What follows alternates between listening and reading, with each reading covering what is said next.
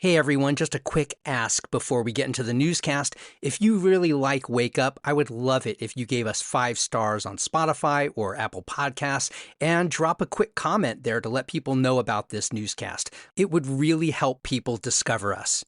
All right, on with the news.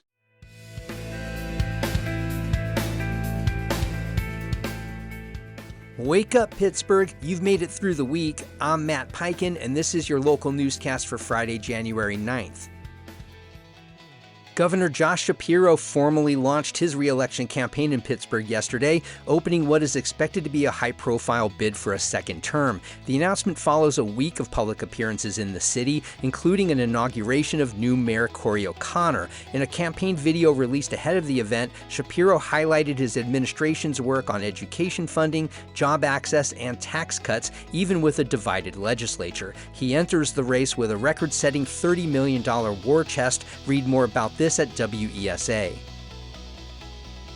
Pittsburgh's local news media landscape faces a gigantic void as the Post-Gazette and City Paper prepare to shut down. The Post-Gazette, the city's paper of record for over 2 centuries, will cease operations on May 3rd, while the alternative weekly City Paper closed immediately last week. Both outlets are owned by Block Communications, which cited long-term financial losses and economic pressures facing journalism. Media experts say the closures could leave a significant hole in local news coverage, though philanthropic and grassroots efforts are emerging in response. Read more about this in the Business Times.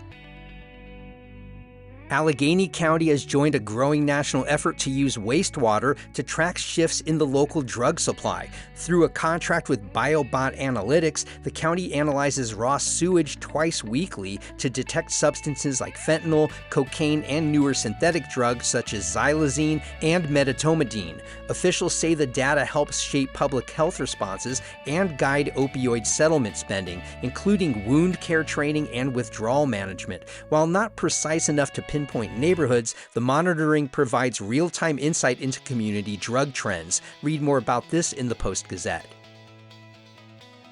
A dog walker's complaint that a Pittsburgh park manager assaulted her and used a homophobic slur is now under review by the city's Commission on Human Relations. Michelle Cook alleges that Tara Pinnix, a city employee, struck her and shouted the slur repeatedly during a June 2024 confrontation in Highland Park.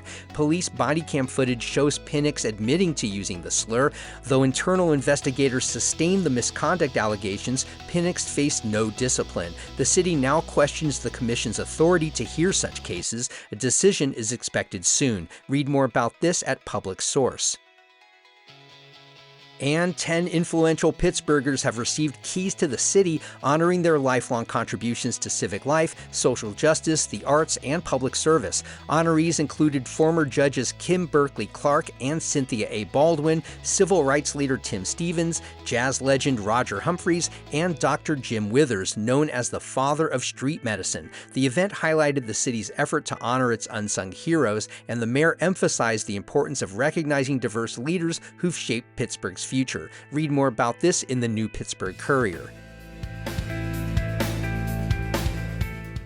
If you haven't already, sign up for our free daily newsletter. It's basically this newscast in written form. Go to Wake Up Pitt, that's Pitt with 1 T, .transistor.fm. You can also find us on Facebook and Instagram at Wake Up Pitt. And please share this podcast with your friends who care about this city. I'm Matt Peiken. Thanks for starting your weekdays with Wake Up Pittsburgh.